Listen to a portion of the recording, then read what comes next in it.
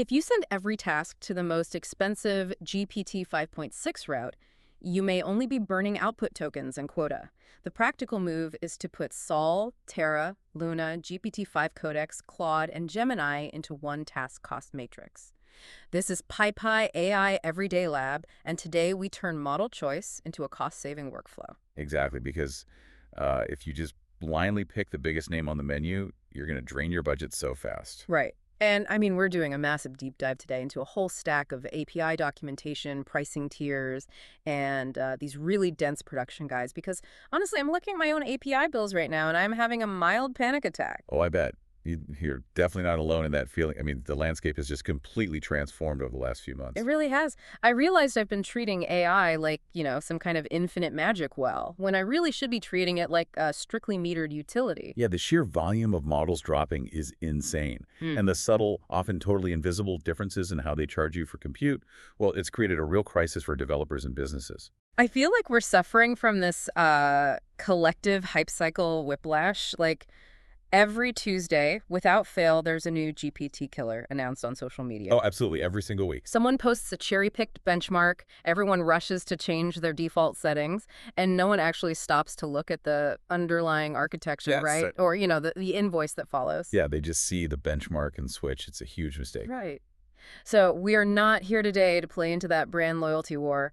The mission for this deep dive is to build a highly optimized, completely ruthless, cost-aware matrix for you. I love that. A ruthless matrix. We're going to explore exactly how the pricing tiers actually work across the new GPT 5.6 family, how your account quotas are being silently burned behind the scenes, and how we can strategically route tasks between OpenAI, Anthropic's Claude, and Google's Gemini using incredibly specific prompting strategies. Because if you just default to the biggest, newest name on the drop-down menu for every single task, you are going to hit rate limits faster than you can blink. Yeah, we have an incredible stack of sources today to guide us through this, too. We're looking at hardcore production guides from NX Code, comprehensive pricing benchmarks from artificial analysis and Layer 3 labs, and the raw API documentation straight from OpenAI and Google. Plus some really fascinating real-world workflow breakdowns, like that desktop agent tutorial from the Futurepedia team. Yes, that one is wild. But I want to start by tackling this massive confusion around the GPT 5.6 family first, because I think this is where the bleeding starts for a lot of people. It really is. The naming conventions don't help at all. Right. To a typical user or even a seasoned developer who isn't, reading the patch notes every morning, GPT 5.6, the older 5.5, and Codex all sound incredibly similar. They do. You hear 5 point something and you just assume it's a linear upgrade path. Exactly. You assume it's like buying a smartphone. Like the iPhone 16 is just better than the 15 at everything, right? Yeah. So naturally, people simply default to the newest, most expensive route for every single task. There's this deep-seated false assumption that newer automatically means better for everything. Mm-hmm. And it's a very natural psychological trap. For sure. I mean, we are conditioned by decades of consumer electronics to believe that the Pro or Max model is the one we should use if we want the absolute best result, regardless of what we're actually doing. But when you look at the evidence from OpenAI's latest materials, they explicitly separate their models into distinct capability tiers, right? With vastly different prices and use cases. Yes. They aren't building one monolithic brain anymore. That era is completely over. They're building a fleet of highly specialized engines. Okay, so let's look at the GPT 5.6 family specifically. It's not one model, it's a trio: Sol, Terra, and Luna. Let's break those down so everyone is on the same page. Sure. So Sol is the flagship. It's the heavy lifter. It's built for complex, long-horizon coding tasks, multi-step agentic workflows where it has to act on its own, and deep security research. Right. And then you have Terra. Terra is what they call the balanced tier. It offers roughly the same reasoning quality as the old GPT 5.5, but at half the price. Exactly. And finally, there's Luna. Luna is the fastest, lowest cost tier designed for high volume, low reasoning work. But here is the kicker, the thing that confuses everyone. What's that? All three of them feature a massive 1 million token context window. Wow. Okay. And we absolutely cannot forget GPT-5 Codex in this mix, right? Which operates as a distinct coding agent API route entirely. Right, yeah. It has a smaller 400,000 token context window, and it's completely separate from the general GPT 5.6 Sol model. It's optimized specifically for desktop and repository-level coding interactions. So it's essentially acting as a pair programmer that lives in your IDE. Precisely. Okay, wait. I'm going to push back here because this is the exact trap I fell into last week. If Sol, Terra, and Luna all have massive context windows, if they can all technically read 1,000,000 tokens of my data, why wouldn't I just use Sol? Ah, the classic trap. I mean, to use an analogy, if it costs me practically the same amount of time to ask the smartest professor in the university a question versus the freshman intern, why wouldn't I just go to the professor every time? Right, feels like people are paying for overnight air freight to send a grocery list across the street. Exactly. Sure, it's overkill, but what is the actual harm other than maybe a few extra pennies on the API bill? If I want the best formatting for my JSON file, I want Sol to do it. I'm so glad you brought up that analogy because the few extra pennies assumption is the single most dangerous misconception in AI engineering today. Really? The most dangerous. Yes, because the harm goes far, far beyond your wallet.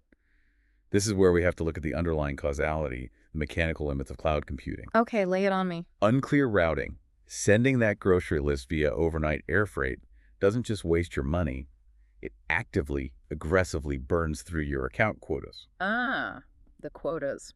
Yeah. You see, when you use an API or even an enterprise workspace, you don't have infinite access. You are subject to strict rate limits, and those rate limits are enforced across multiple independent dimensions simultaneously. Okay, so like requests per minute or RPM, tokens per minute, TPM, and tokens per day, TPD. Exactly. I know the feeling of hitting those limits all too well, but let's ELI 5 this. Explain it like I'm 5. The request per minute makes sense to me. That's just how many times I can knock on OpenAI's door in 60 seconds. Right. Very straightforward. But the tokens per minute, the TPM, I've read that the way TPM is calculated is not intuitive at all. It's not just counting the words you send them, is it? No, it isn't. And this is the invisible wall everyone crashes into. Right. Crucially, your TPM count includes both your input tokens, what you send to the model A and D, your maximum potential output tokens combined. Wait, combined. Yes. This is a vital architectural point that catches so many developers and businesses off guard. Let's walk through a scenario then. Let's say I send a simple formatting task to the heavy Sol model. I pass it a 10,000 token document, and I just ask it to fix the commas. Very simple. Okay, so because you're routing it to Sol, and Sol allows for a massive maximum output by default to accommodate complex reasoning, the system reserves that maximum potential output against your TPM limit the exact millisecond you send the request. Wait, hold on. So even if the model only types out a 2-paragraph response, maybe just 100 tokens saying, here is the fixed file, my token limit for that minute is being penalized as if it wrote an entire novel? Precisely.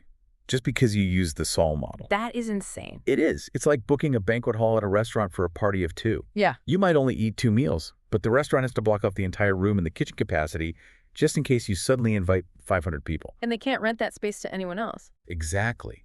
So by sending a simple task to Sol without constraining it, you are maxing out your TPM limit unnecessarily. And when you do that across multiple users in a company or across multiple automated tasks running in the background, you very quickly trigger a 429 error. The dreaded 429, too many requests error. I swear that number haunts my dreams. It's the worst. It really is. It's the universal sign that your app is just broken for all your users. Yeah. And as the engineering team at Maxim AI points out in their Bifrost Gateway documentation, hitting a 429 error completely stalls your entire workflow. But it actually gets worse. How could it get worse? Because the common developer response to a 429 error is a technique called exponential backoff. Wait, before we move on, for those who aren't software engineers, what is exponential backoff? Because I always thought that was best practice. It generally is, yeah. Like, if the server is busy, your code waits 2 seconds, tries again. If it fails, it waits 4 seconds, then 8 seconds. You knock on the door, and if they say, we're full, you just wait a bit and knock again. That is the textbook definition, yes. And it works brilliantly for low-volume apps or standard web traffic. So, But imagine a scenario where you have 100 automated AI agents running in parallel. okay, like maybe they're processing a massive repository of code or analyzing a database of legal documents. Right. Because they are all unoptimized and sending tasks to Sol, they all hit the TPM limit at the exact same moment. They all get a 429 error simultaneously. Okay, I see where this is going. Because they're all programmed with standard exponential backoff, they all wait a few seconds, and then they all retry at the exact same time. Oh, no. It creates a synchronized wave of requests, what systems engineers call a thundering herd. They slam into the server again, immediately resaturating the limit before anyone else can get a request in. Wow. So they're just DDoSing themselves, basically. Exactly. Furthermore, every unsuccessful retry every time you knock on that door and get rejected still consumes your requests per minute budget. Wait, really? So you are literally burning your quota just asking the server if it's ready yet? Yes. Your app is frozen, your agents are doing no actual work, but your API dashboard shows you are maxing out your limits. That is terrifying. So you're locked in a room, screaming at the door, and paying for the privilege of screaming. That's a very vivid but accurate way to put it. So if you're listening to this and looking at your own massive code base or your company's automation tools, the rule of thumb you need to adopt right now is choosing your model based on the task type before you even look at the brand name or the version number. That is the only sustainable way to build. You have to categorize your work ruthlessly. Right. So if you are doing a hard repository bug fix or deep architectural research where the cost of failure is incredibly high, meaning a hallucination or a mistake will take a human engineer 3 hours to untangle, Right. then absolutely use GPT 5.6 Sol or GPT-5 Codex. Exactly. That is what overnight air freight is built for. Pay the premium, use the big brain, because the human labor cost of a mistake is vastly more expensive than the API call. But if you are doing everyday coding, writing simple Python cleanup scripts, or you just need basic explanations of a concept for a junior dev. You should start with GPT 5.6 Terra or even GPT 5.5 Instant. Yeah. You only escalate the task to Sol if the cheaper route stalls out or fails your unit tests. That makes so much sense. And for daily life planning, right? If you're using AI to organize family schedules, draft grocery budgets, do basic home file organization, or extract tracking numbers from emails. GPT 5.5 Instant or GPT 5.6 Luna is more than enough. Luna is practically purpose-built for that kind of high-volume, low-reasoning extraction and summary. So by routing based on the task, you protect those precious TPM limits, you avoid the 429 thundering herd, and you keep your workflows running smoothly. Exactly. I love that framing. Okay, so we've established that routing the wrong task to Sol hits our rate limits and freezes the app. But what happens when the API bill actually arrives? Oh, the bill. Yeah, because hitting a limit is annoying for a developer, but the actual dollar cost of these mistakes is where businesses are bleeding out. Users generally don't understand where the massive cost differences actually come from. They don't. They treat API calls or complex tasks inside an enterprise workspace as a flat rate, like a Netflix subscription. Right, but it's not a flat rate, and that assumption leads to absolute budget shock at the end of the month. It does. And to truly understand why people are getting these 5-figure surprise bills, we have to look at the specific pricing per 1 million tokens. Let's do it.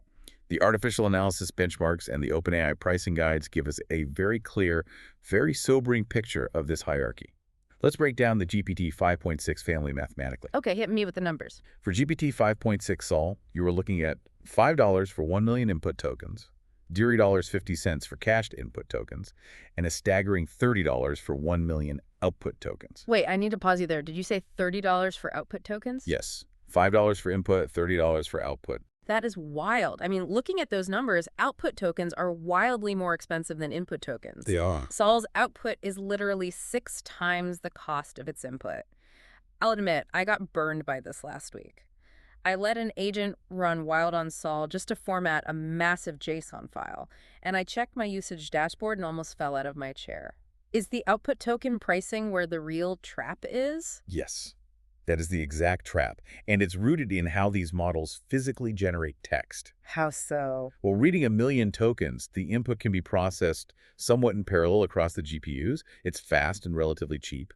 But generating text, the output is autoregressive. Meaning it goes one by one. Exactly. The model has to predict the next word, then the next word, then the next word sequentially. It is incredibly compute intensive. Oh, I see. So the cost of running these enterprise models is entirely dominated by long outputs, by repeated contests without a cache strategy, and by unmonitored agent loops. Let's look at the rest of the family then. For GPT 5.6 Terra, it's exactly half the price of Sol, right? Right. $2.50 for input, $0.25 for cached input, and $15 for output. Half price for Terra. Okay, that's a significant drop. Then you have GPT 5.6 Luna, which is dramatically cheaper, $1 for input, $0.10 for cached input, and only $6 for output. Wow. Okay. And finally, the specialized GPT-5 Codex model sits at $1.25 for input, $2.25 for cached input, and $10 for output. Okay, so we have this massive variance, but you mentioned something earlier that I think a lot of people gloss over, cached input. Yes, caching is huge. Wait, before we move on, for those who haven't set up a semantic cache in their code, it's basically like a bartender remembering your exact drink order from yesterday so they don't have to ask you for the recipe again, right? That is a perfect analogy. So if you don't have that cache set up, you're paying the model to reread the recipe every single time. Exactly. The bartender remembers the complex cocktail recipe, so you just say, I'll have my usual, and you save 5 minutes of explaining. In the AI world, prompt caching is the single most critical cost-saving feature introduced in the last year. Really? The single most critical? Absolutely. OpenAI has introduced cache rate pricing at a slight premium, meaning you pay a little extra to initially store a massive prompt or document in the model's short-term memory. Okay. But they offer a massive 90% discount on cache reads. If you don't structure your automated tasks to reuse that cached context, you're paying the full $5 per million tokens for Sol every single turn of the conversation. Let's visualize that for a developer listening. Let's say you drop your entire 100,000-line code base into the context window to ask it to find a bug. Right. If you don't use caching, every time you ask the agent a follow-up question like, did you check the user authentication file or change that one line of code, it has to reread all 100,000 lines from scratch at full price. Exactly. But with caching, it reads it once at full price, and then every subsequent question costs 10% of that. You've got it. And the output trap we discussed earlier is even more dangerous when you combine it with autonomous coding workflows. Think about how a coding agent actually works, like the desktop integration shown in the Futurepedia tutorial you mentioned. Oh, right. In that video, the user gives the Codex app a messy, disorganized folder full of hundreds of sales logs, raw invoices, and PDFs, and just says, organize this and build me a visual dashboard. Yeah, it's an amazing demo. It really is. The agent goes in, reads the files, creates Python scripts to move things around, builds subfolders, writes a master spreadsheet, and renders a web dashboard. It's completely autonomous. It looks like magic. It looks like magic, but underneath that autonomy is a brutal mechanical loop. What do you mean? The agent is constantly talking to the model. It reads a file, decides what to do, takes an action, writes a script, checks if the script actually worked, reads the error logs if it didn't, and then plans its next move. Right. Every single time that agent retries a task or asks for a file to be analyzed again without hitting a semantic cache, it burns through your requests per minute and your tokens per minute. And if you're lazy and you just point that autonomous loop at Sol, you are paying that premium $5 input price and that horrific $30 output price every single time the agent gets confused and talks to itself. Precisely. Let's say you have a naive agent loop that repeatedly asks the model to rewrite an entire 5,000-line file just to fix one missed semicolon instead of asking the model to just generate a simple 5-line patch diff. Oh man, writing out 5,000 lines over and over. Exactly. Because output tokens on Sol are $30 per million, asking it to spit out 5,000 lines of code 10 times in a row while it debugs itself will skyrocket your bill. Yeah, that makes sense. The NX Code production guide specifically highlights this exact failure mode. A naive, poorly designed loop sends each function result through another full model turn, growing the context window larger and larger, compounding the latency and the cost. Then a smart loop. A smart programmatic loop, on the other hand, uses traditional Python code to filter the data first, and only calls the AI model for the actual interpretation or reasoning step. Okay, so the rule of thumb you need to adopt right now is isolating your workflows into two very strict buckets: batch versus premium. That is the most effective mental model. Use your cheaper routes, Luna, Terra, or even the new Gemini Flash models we'll talk about shortly for batch work. Like, if you need to extract customer names from 1,000 PDFs or classify 10,000 customer support tickets into positive or negative sentiment. Right. The volume is incredibly high, but the actual reasoning requirement is incredibly low. Do not use Sol for this. It is a massive waste of resources. But wait, if I use a cheap model for 10,000 receipts and it hallucinates 5% of the data because it's a light model, haven't I just created a massive headache for my accounting team that costs way more in human labor than I saved on the API bill? That is a very fair point, and it's a real risk if you don't prompt correctly, which we will cover in a minute.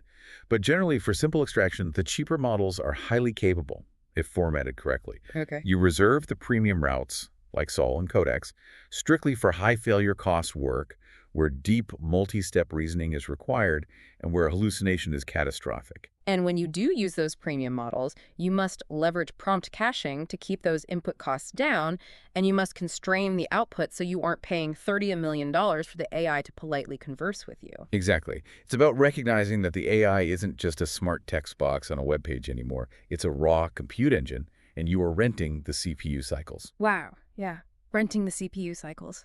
Okay, this naturally leads us to the next massive question in the space. Because right now, with OpenAI releasing so many models, Sol, Terra, Luna, Codex users are wondering when and if they should ever switch to Anthropic's Claude or Google's Gemini. Yes, the brand wars. We treat this like a brand loyalty war. It's Mac versus PC all over again, or Xbox versus PlayStation. People pick a team and defend it on forums, rather than treating these tools as what they actually are. Which is a functional, highly specific toolset decision. Yeah. Treating AI models as a lifestyle brand is a surefire way to build fragile, overly expensive workflows. The reality, backed by extensive evidence from Layer 3 labs and artificial analysis, is that each of these model families has distinct, hard-coded architectural strengths based on how they were trained and what data they were fed. They are not interchangeable. Let's look at Claude first. Anthropic's official documentation and heavily scrutinized third-party benchmarks emphasize Claude's absolute superiority in long context writing, architectural judgment, and enterprise agent workflows. Right. I read the CodeRabbit benchmarks on this. They showed that Claude Fable 5, which costs $10 for input and $50 for output. Wait, $50 for output, so it's significantly more expensive than Sol on the output side. It is, but it's vastly superior for open-ended architectural trade-offs and planning. When you need the AI to act like a senior systems architect, let's say you ask it to weigh the pros and cons of migrating a legacy on-premise database to a cloud-native architecture. Fable 5 is incredible. It doesn't just write code, it reasons about the philosophy of the system. It's exactly. Its attention mechanism handles massive context windows with a nuance that is currently unmatched. And its sibling, Claude Sonnet 5, excels at something very specific but highly valuable. Which is? Clean, precise code review comments. When you need an AI to review a pull request, you don't want it rewriting the whole file. You want it to leave targeted comments that won't annoy your human developers with excessive noise. Sonnet 5 is top tier for that. Okay, that makes sense. Then you have Claude Opus 4.8, sitting at $5 input and $25 output, which tightly integrates with Anthropic's new Claude code agent for deep, highly reliable terminal interactions. Okay, so Claude is the thoughtful architect and the precise reviewer. Then we pivot to Google and Gemini. Gemini's entire philosophy seems totally different. It emphasizes multimodal tasks, mixing audio, video, and text seamlessly and deep, native grounding in Google's own tooling like Maps, Search, Docs, and Drive. Yes. Google is leveraging their ecosystem. The new Gemini 3.5 Flash is highly disruptive to the market right now. Oh yeah, the pricing on that is crazy. At just $1.50 for input and $9 for output, it is aggressively priced. It actually beats the older, heavier Gemini 3.1 Pro on many metrics. It offers a massive 1 million token context window, and according to Google's developer guides, it executes coding benchmarks roughly 4 times faster than its predecessor. And if you need to go even cheaper for pure batch processing, Gemini 3.1 Flashlight is an astonishing $2.25 for input and $1.50 for output. It really is astonishing. I have to challenge this, though.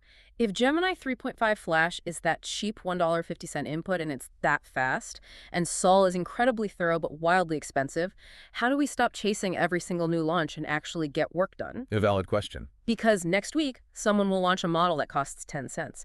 How do you build a stable automation system in an environment where the ground is shifting every 5 days? You stop looking at the raw benchmark scores and you start looking at the shape of your data and the source of your tools.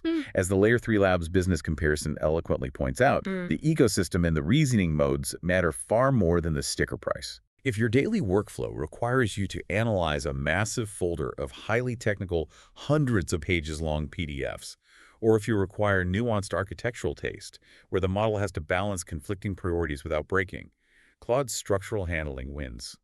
Full stop. Even if it's more expensive. Exactly. It doesn't matter if another model is 50 cents cheaper, Claude will save you the human review time.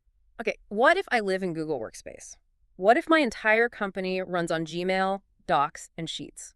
If your task relies on live Google Workspace data, like Needing an agent to pull Q3 revenue numbers from sheets to draft an update email in Gmail, or if you need real-time search grounding for facts that happened yesterday, or raw multimodal processing like feeding the model a raw 45-minute video file and asking for timestamps of every time a specific car appears. Yeah. Gemini's native integrations win hands down. It is built from the ground up to seamlessly traverse that ecosystem.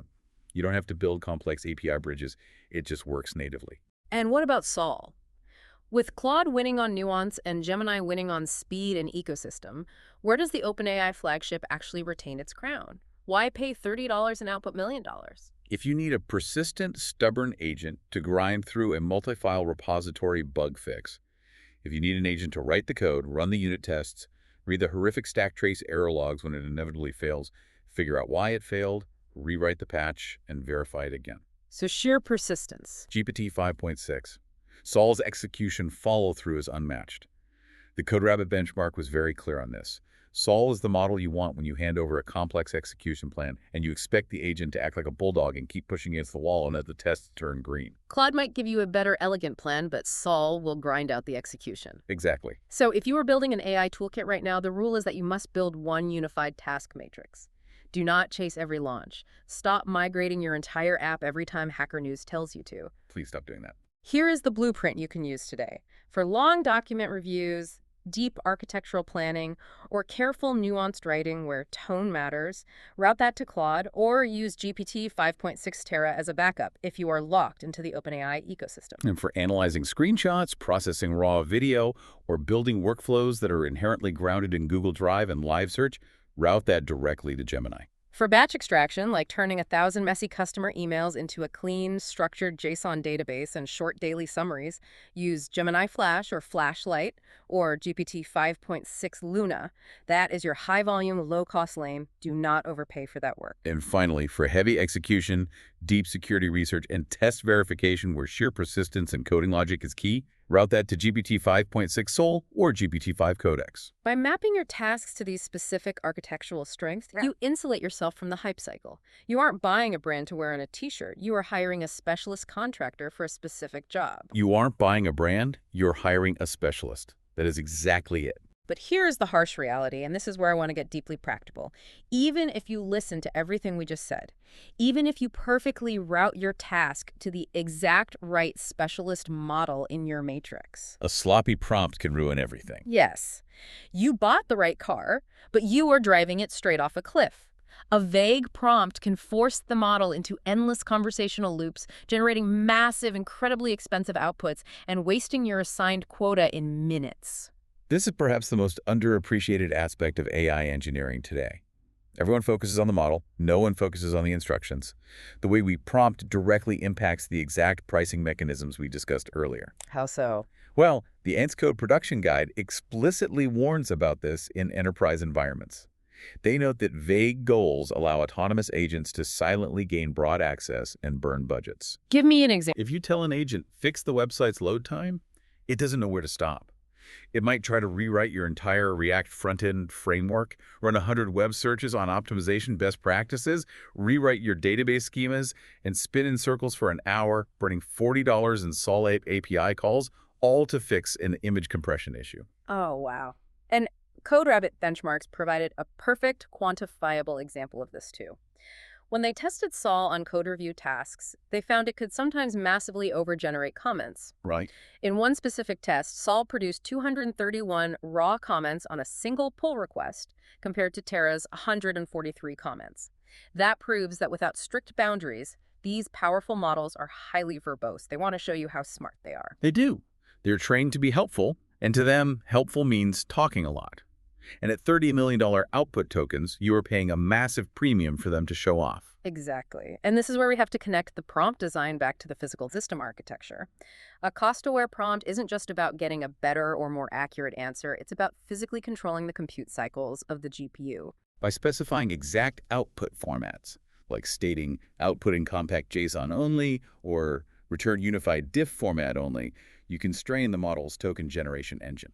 You physically prevent it from spending those expensive output tokens on conversational filler. Yeah, certainly. I would be highly happy to help you with that complex code review. Based on my analysis, here are my detailed thoughts.